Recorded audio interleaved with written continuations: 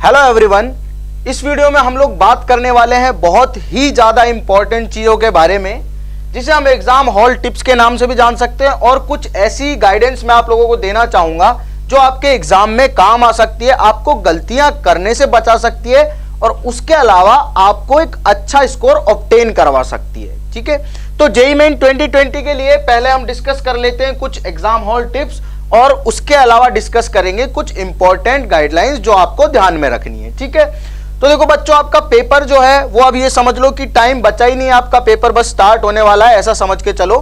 अभी जो टाइम है, सबसे पहली बात मैं आप लोगों को ये बोलूंगा कि इसमें रिलैक्स रहो। अपने आप के ऊपर जो प्रेशर आ रहा है ना एग्जाम का, ऑब्वियसली प्रेशर आ रहा होगा। मेरा भी एग्जाम होता तो मुझे भी प्रेशर फील होता, मुझे भी चीजें ऐसे एग्जॉस्टिंग लगती, बहुत सारा डेटा दिमाग में रखना होता है, एग्जाम में जाके उसको उस लेवल पे डिलीवर करना बहुत बड़ी बात होती है। और आप बहुत अच्छा कर रहे हैं, मुझे पता है। आप लोग मॉक टेस्ट देते हैं, अच्छे स्कोर करते हैं, आप लोगों ने काफी सारे डीपीपी सॉल्व किए हैं, जो चीजें आपने पढ़ी हैं क्रैश कोर्स में, डेफिनेटली वहां से बहुत सारी चीजें, मैं गारंटी दे रहा हूं, बहुत सारी चीजें आपको एग्जाम में मिलेंगी। तो फील कॉन्फिडेंट, पहली चीज अपने आप को कॉन्फिडेंट फील करवाओ। आने वाले इस एक दिन में अपने आप को कॉन्फिडेंट फील करवाओ और एग्जाम में जाके कॉन्फिडेंटली जो चीजें सीखी हैं उनको डिलीवर करो, पहली और इंपॉर्टेंट चीज। ठीक, अब मैं बात कर लेता हूं थोड़ी सी एग्जाम हॉल टिप्स के बारे में। देखो ये क्या है, मैं यहां पे आपको बस ये चीज बताना चाह रहा हूं कि जो इंपॉर्टेंट आपकी चीजें हैं उन्हें एग्जाम में ले जाना ना भूलें, पहली बात तो ये। अब इंपॉर्टेंट चीजें क्या है आपको पता है भाई, सारी चीज वो तो मैं ऑलरेडी वीडियो में भी बता चुका हूं कि आपका प्रिंट जो है करवाना है वो कैसा होना चाहिए, कलर होना चाहिए, एडमिट कार्ड का कलर प्रिंट। ठीक है, तो एडमिट कार्ड अपना ले जाना ना भूले। एडमिट कार्ड भी कौन सा, कलर प्रिंट वाला एडमिट कार्ड। ठीक है, और उसके बाद अपनी पासपोर्ट साइज फोटो 2 ले जाना, किसी भी हैसल से बचने के लिए पासपोर्ट साइज फोटो ले जाना।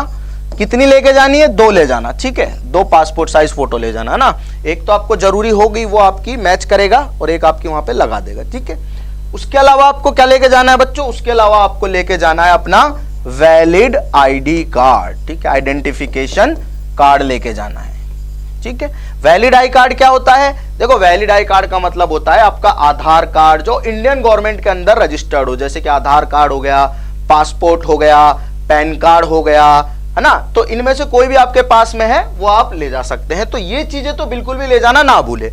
ये तो हो गई exam hall tips, pre exam hall tips बोलो इनको, मतलब एग्जाम हॉल में जाने से पहले ये चीजें आपके पास होनी चाहिए। एग्जाम हॉल में जाने के बाद आपके पास क्या होना चाहिए वो मैटर करता है। ये तो ये समझो कि आप एग्जाम हॉल में जाने से पहले आप एक बार चेक कर लो कि मेरे पास तीनों चीजें हैं तो मैं बिल्कुल एग्जाम हॉल में, मुझे कोई रोकेगा नहीं बैठने से। एक बार आप एंटर हो गए ये तीनों के वेरिफिकेशन के बाद, अब क्या होना चाहिए आपके पास, देखो अब आपके पास पहली और सबसे इंपॉर्टेंट चीज वो होना चाहिए कॉन्फिडेंस, कि मैं आज पेपर देने आया हूं, मैं अच्छी तैयारी के साथ आया हूं और मैं आज यहां से पेपर को अच्छे से करके ही जाऊंगा। ठीक है, अब कॉन्फिडेंस आपके अंदर है, उसके बाद क्या करना है, उसके बाद आपको अपना भाई जो भी आपका साइन वाइन करवा लेंगे, वहां पे इन्विजिलेटर होंगे, एग्जाम आपका स्टार्ट हो जाता है। ठीक है, आप थोड़ी चर्चा कर लेते हैं, एग्जाम स्टार्ट हो रहा है। ठीक है, मैंने तो हालांकि ऑफलाइन दिया था जेईई, क्योंकि हमारा पेन पेपर से होता था जब मैंने दिया था, अभी आप लोगों का ऑनलाइन हो गया है। आप लोगों को ऑनलाइन एग्जाम में करना क्या, देखो मान लो आपके सामने क्वेश्चन आया, तो यार कॉन्फिडेंस जो है ना, जो आपने पेपर स्टार्ट होने से पहले बिल्ड किया है कि मैं अच्छे से पढ़ के आया हूं और मुझे कामली ठंडे दिमाग से अच्छे से आराम से पेपर को कर देना है। ठीक है, यह आपने सोच लिया, लेकिन मान लो पहला क्वेश्चन आपको नहीं आता, दूसरा क्वेश्चन आपको नहीं आता, तीसरा क्वेश्चन आपको नहीं आता, आपका कॉन्फिडेंस आ जाएगा सारा का सारा नीचे। ये मुझे पता है, ये होता है बच्चों के साथ में, ह्यूमन नेचर है। मेरे साथ भी अगर, मेरे सामने भी अगर सेम सिचुएशन आएगी, पहला क्वेश्चन नहीं आता यार, दूसरा क्वेश्चन नहीं आता, तीसरा क्वेश्चन, मुझे लगेगा कि भाई क्या पेपर आ गया है ये, मैं क्या पढ़ के आ गया हूं, मुझे तो कुछ आ ही नहीं रहा। लेकिन बस एक चीज याद रख लेनी है कि आपके पास चॉइस है अभी भी 75। इतने सारे क्वेश्चन आपके पास आएंगे, 25 फिजिक्स के, 25 केमिस्ट्री के और 25 मैथ्स के। तो यार घबराने की क्या दिक्कत है, अगर 3 क्वेश्चन नहीं आ रहे तो इस नंबर पे फोकस करना है, ना कि कितने छोड़ रहे हो उस पे। टोटल नंबर पे फोकस रखना कि अभी मेरे पास बहुत सारे चांसेस हैं, कोशिश करनी है सबसे पहले सिर्फ और सिर्फ उस क्वेश्चन को करने की जिस क्वेश्चन में आप फुली कॉन्फिडेंट फील करें, क्योंकि यार नेगेटिव मार्किंग भी है। नेगेटिव मार्किंग का सीधा सीधा इंपैक्ट पड़ेगा आपकी परसेंटाइल पे। एक नंबर भी कम हुआ आप इधर हो सकते हो, एक नंबर और कम हो गया, आप बहुत नीचे हो सकते हो, परसेंटाइल का बहुत फर्क पड़ेगा, एक एक नंबर पे आप 2-3 हजार बच्चों से ऊपर निकलते जाओगे, समझ रहे हो ना। परसेंटाइल वाला कल बताया था मैंने कैसे कैलकुलेट होगी।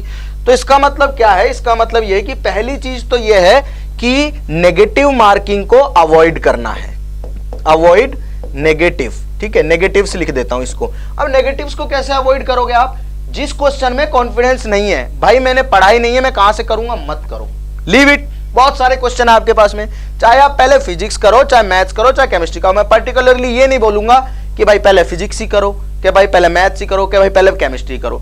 जो आपके सामने आता है, जो चीज आप, क्योंकि अगर आपने पढ़ाई की है, आपको पता है कि आपका कौन सा पार्ट स्ट्रॉन्ग है, कौन से पार्ट में आप कॉन्फिडेंट फील करते हैं, स्टार्ट डूइंग दैट। उसको ऑनेस्टली करने की कोशिश करो, बनाने की कोशिश करो। और आपको यह भी पता होता है कि आपने किस लेवल पे तैयारी करी और किस पर्टिकुलर टॉपिक से ऐसा क्वेश्चन जो छूट ही नहीं सकता वो आप कर ही दोगे।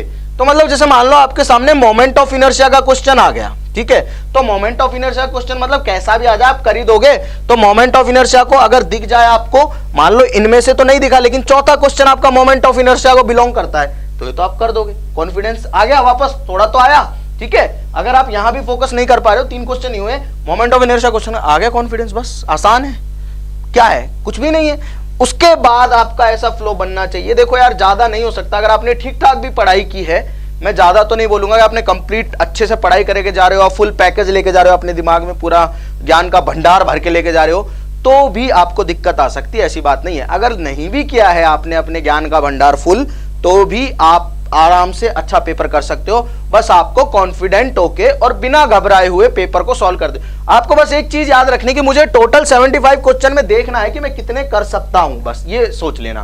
पहले मत घबरा जाना यार, शुरू के 10 क्वेश्चन नहीं हुए, अरे 65 तो अभी भी बाकी है भाई, 65 तो कर ले, वहां से करके देख, फिर देखो कितने नंबर आते हैं वहां से, आपके 260 नंबर आ जाएंगे वहां से, 10 ही तो क्वेश्चन छूटे, 65 कर ले भाई, समझ रहे हो ना मेरी बात। तो पूरा मैटर जो है वो सिर्फ और सिर्फ एग्जाम हॉल में होने वाली गलतियों का है। बच्चे बहुत सारे पढ़ के जाते हैं, बहुत सारे बच्चों को बहुत सारी चीजें आती हैं, लेकिन एग्जाम में जाके परफॉर्म नहीं कर पाते हैं। और मैं चाहता हूं कि मुझसे जिन बच्चों ने पढ़ाई की है, जिन बच्चों ने मेहनत की है, 2 साल में पूरे एफर्ट लगाए हैं, या जितने भी टाइम में उन्होंने पढ़ाई की है, वो एक अच्छा स्कोर ऑब्टेन करें, और हमें उससे प्राउड होगा कि भाई हमने इन बच्चों को पढ़ाया था, अब वो किसी अच्छे इंस्टीट्यूट में पढ़ रहे हैं। तो हमारे लिए भी प्राउड का मैटर होगा, और आपके और आपकी फैमिली के लिए तो ऑब्वियसली होगा ही होगा, है ना। अच्छा लगता है आपके फैमिली भी प्राउड फील करे, आप खुद प्राउड फील करोगे। मैंने एक चैलेंज लिया था लाइफ में और उसे मैंने सक्सेसफुली डिलीवर भी किया, ठीक है। तो ये चीज आपको समझ में आ गई कि नेगेटिव कैसे अवॉइड करने हैं। जो चीज आती है सिर्फ उसी पे अटेम्प्ट करें।